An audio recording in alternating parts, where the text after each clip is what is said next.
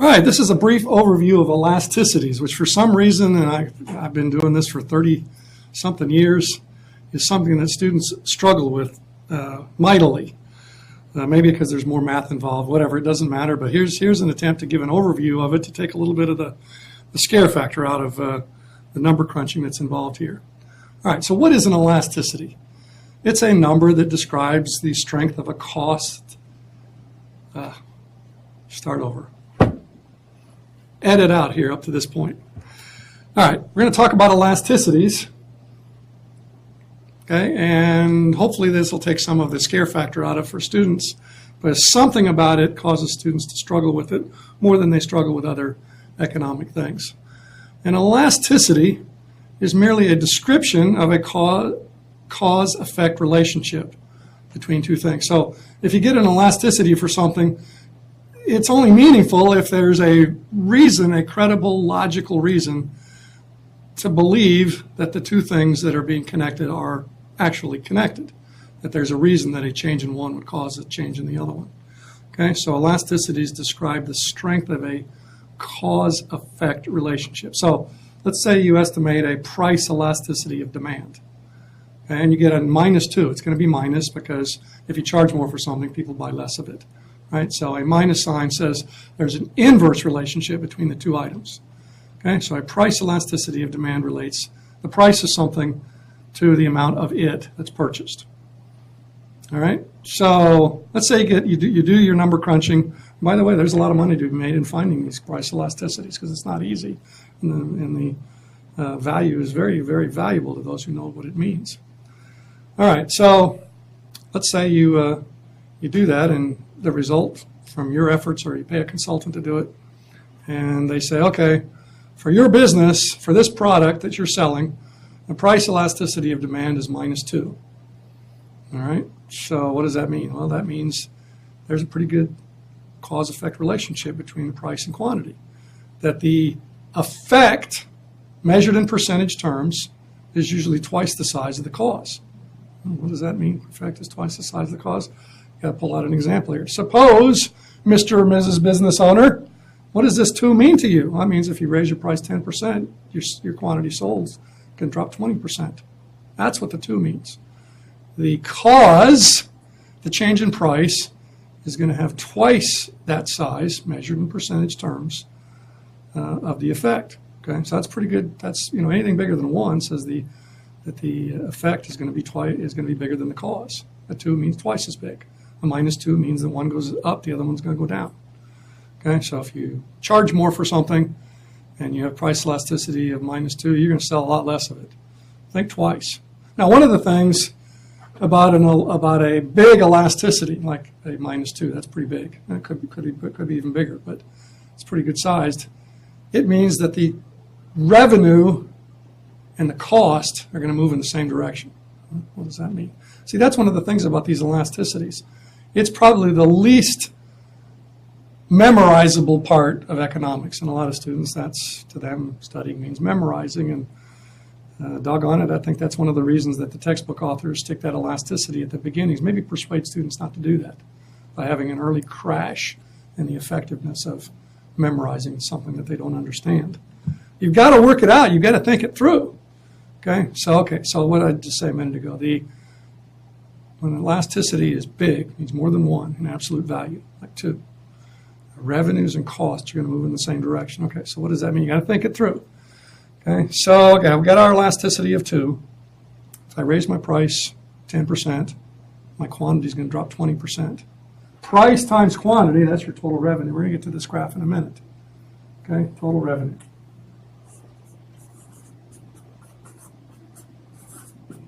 Okay, price times quantity. If I sell something at a certain price, how many I sell times what I sold it for, that's how much money comes in. All right, so if I raise the price, quantity is going to go down. It's going to, in the elasticity of 2, quantity is going to go down more than the price is going to go up. The revenue is going to go, what?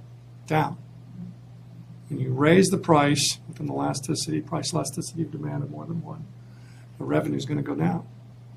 And guess what? Costs are going to go down. That's what I meant. Okay, revenues and costs are going to move in the same direction. Whichever way revenue moves, if it goes up, costs are going to move up.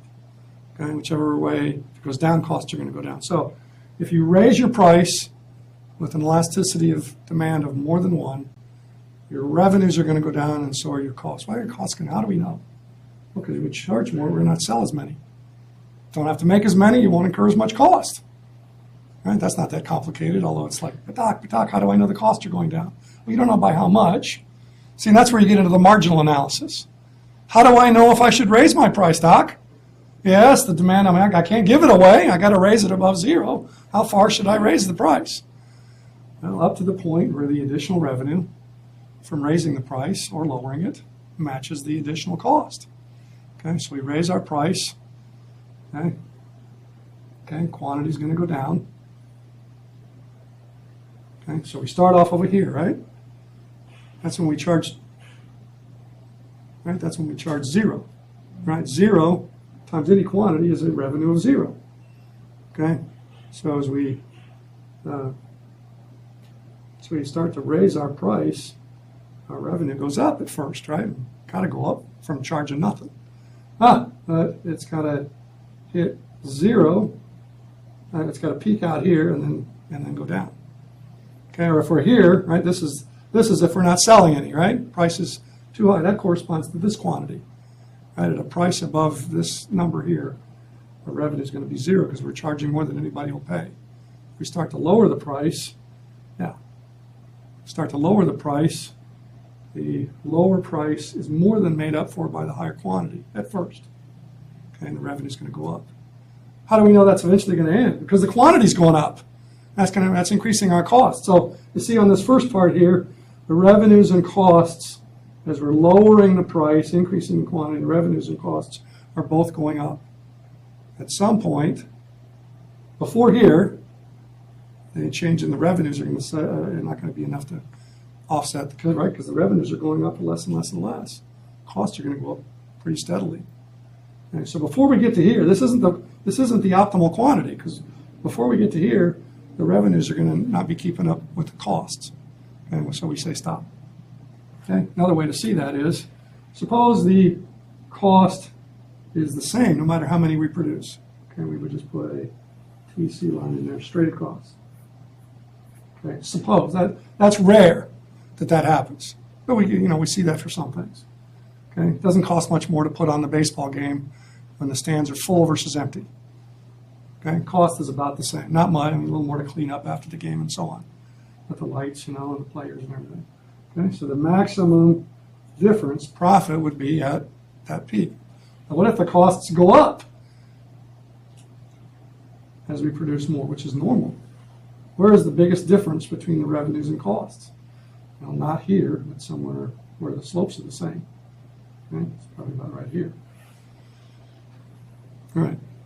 So when we're charging a high price, too high, and we say, we charge them too much, lower it. The revenues are going up and the costs are going up. At some point, the additional cost is going to be more than the additional revenue. We say, that's it. That's our best price.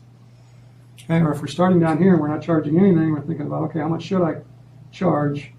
Okay, we're going to climb this, and our revenues are going to be going up at first, and our costs are going down. Oh, duh, right? We're raising our price from 0, and our revenues are going up, and our costs are going down. That's a no-brainer, right? That's going to happen all the way up to here. So we're going to go at least to here, and then past that. Now we're raising the price, and our revenues are now going down, but our costs are still going down. So somewhere past here, right, we're going to find out where the additional revenue balances the additional cost and say, that's the best price. Okay, so back to this original thing about what an elasticity is. It describes the strength of a cause-effect relationship, right? So don't find an elasticity for something where the thing that you're, the P and the Q or whatever, the elasticity of how many dog catchers there are versus how many toothpicks are produced. Okay, I mean, you could relate the percentage change in the one to the percentage change in the other one, come up with a number, but it's meaningless. Okay, because those things are not related. Okay, but definitely the price of something is related to how much of it you'll sell. Okay, now, I keep saying this percentage term change thing. Okay, there's two different ways to find a percentage change. I'm sure this is part of the problem with the students struggling with it is, okay, I get this idea of Okay, it's a cause and effect relationship I'm measuring, and 2 is big and 3 is bigger, and if it's less than 1, it's not a very strong relationship. I get that, but how do I get the percentage changes? Well, there's 2 ways. One is you can assume that the starting point is your base. Like if you're making $10 an hour and your boss says, you've been doing a good job, $11 an hour for now. You say, how big of a change that was? And your brain is going to say, 11 minus 10 divided by 10. Well, that's 10%, right? 1 divided by 10, 10%. Okay, so you use the starting 10 as your base. Okay, now another way to do it, that's the normal way to do it. Okay, but another way to do it that might be more meaningful for large changes in something would be, okay, the price used to be 10 and I'm going to raise it up to 15. Wow, that's a big change. The elasticity based on where it was, that's not very meaningful for decision making. How about an elasticity based on sort of the midpoint? That's called the midpoint formula. Okay, so let me just illustrate 2 examples of it. Suppose something changes from 9 to 10. Okay, so here's how we get our percentage change. The change divided by the starting point, okay, what is that? That's 11.1%. I skipped a step, right? If you do this, the answer is 0.11111. I multiplied by 100 to get the percent. Okay, so another way to do the same thing would be called the midpoint formula.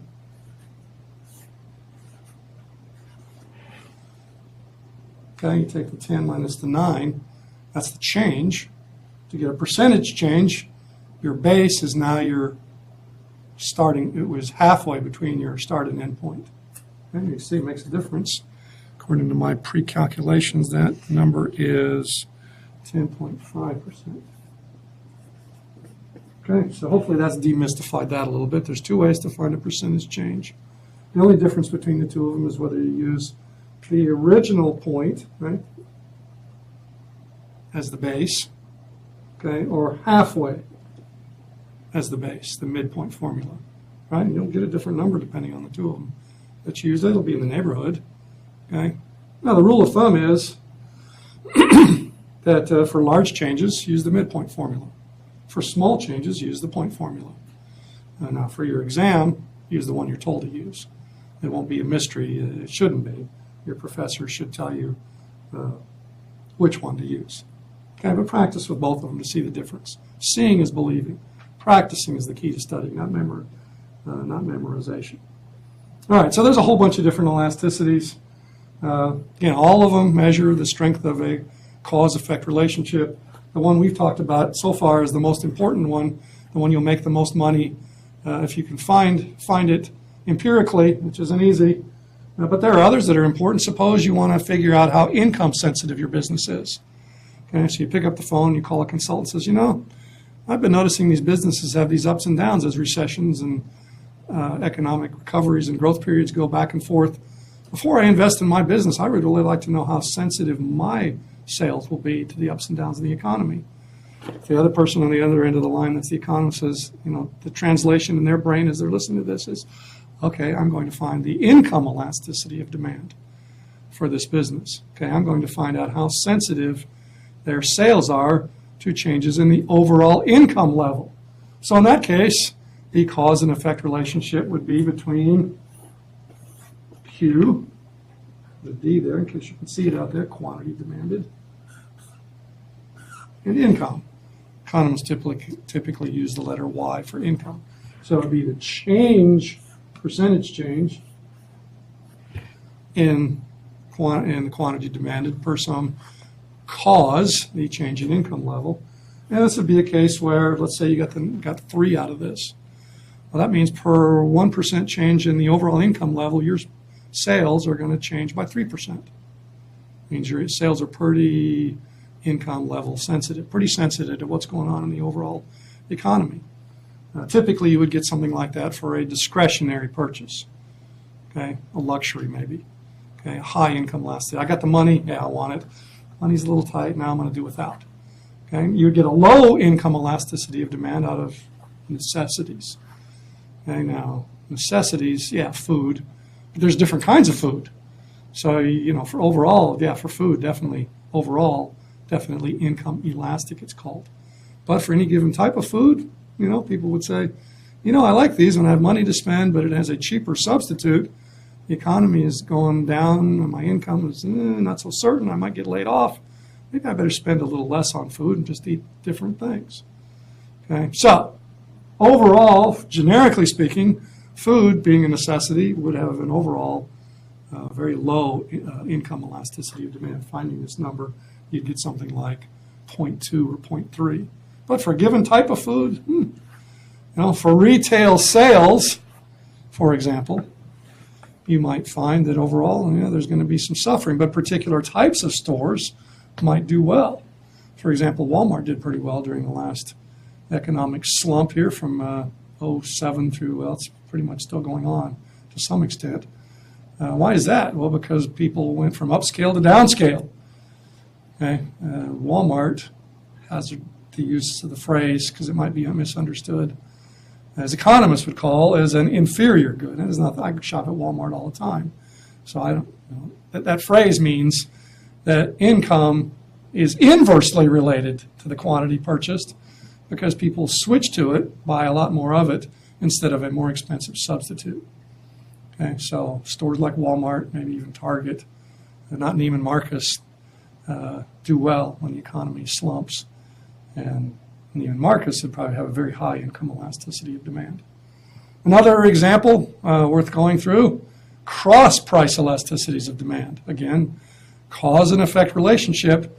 In this case, you would have price of B affecting the quantity of A. This is a cross price elasticity of demand issue.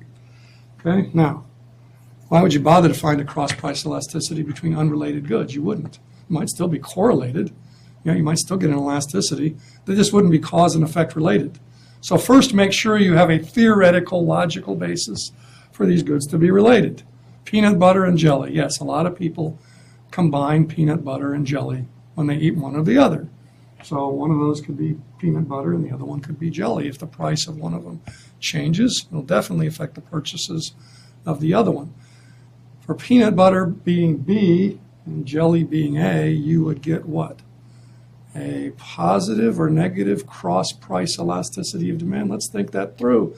Again, there are too many combinations for memorization to do something other than for most mere mortals to short-circuit that process and misremember it. So I don't even bother to try to remember it. Okay, I'm going to just work it through. Let's see. If the price of peanut butter goes up, we would expect fewer peanut butter and jelly sandwiches to be eaten. Okay, so the sales of jelly would go down. Okay, so if you figured a cross-price elasticity, it would be negative. Right? The one goes up, the other one goes down, like this original one. The price elasticity of demand for a good, that's negative. The cross-price elasticity of demand between consumption complements is also negative. Right? That's what we just did. Peanut butter and jelly are consumption complements that are used together, not by everybody all the time.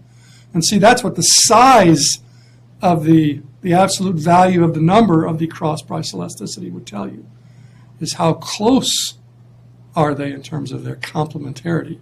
How often is peanut butter consumed jointly with jelly? Right? If you were to make that estimate and you got a cross-price elasticity of demand of +3, you would say, nope, I screwed up that estimate. It's got to be negative. Rerun the numbers. Something went wrong. Don't believe that. Don't report that to somebody because they'll think they won't think much of you. Okay? It's got to be a small negative number, right? Okay, because not everybody that eats peanut butter eats it with jelly. Okay, but some do. Okay, so that's what you would expect. You would expect a small negative number to be the cross-price elasticity of demand between peanut butter and jelly, reflecting that some users of peanut butter don't eat the peanut butter unless they also consume it with jelly, but not everybody. Right? Some people like their peanut butter on celery, okay, or whatever, or some have honey with peanut butter rather than jelly. Okay, so what about the converse? What would a actual, believable, credible, large, positive price elasticity, a cross-price elasticity of demand tell you? That would tell you that their consumption substitutes. The price of the one goes up, the quantity of something else goes up, right? something you use instead of something else, maybe apples and oranges. Price of apples goes up, you buy more oranges because you can eat one in place of the other one. Would you expect a large number for that? I don't know, maybe. Do a lot of people see oranges as a close substitute for apples in terms of that afternoon or morning snack? I don't know, probably not. Probably a larger cross-price elasticity between apples and pears, for example. And those are closer, you see. So that's what the cross-price elasticity of demand is going to tell you, which again is valuable to some businesses to understand that so that they know when other market prices change, how that will affect them. Okay. The first one we did was, how's the market price for my product going to affect my sales? Much more important, but still quite important is, I'm product A. What are all the things that are used with product A? What are the things that can be used instead of product A? Changes in those markets are going to affect me, and the measure of that, size of that effect, a single number that tells us many things, okay, is, in that case, a cross-price elasticity of demand. And there are many elasticities that are only meaningful if the things are actually credibly cause and effect related.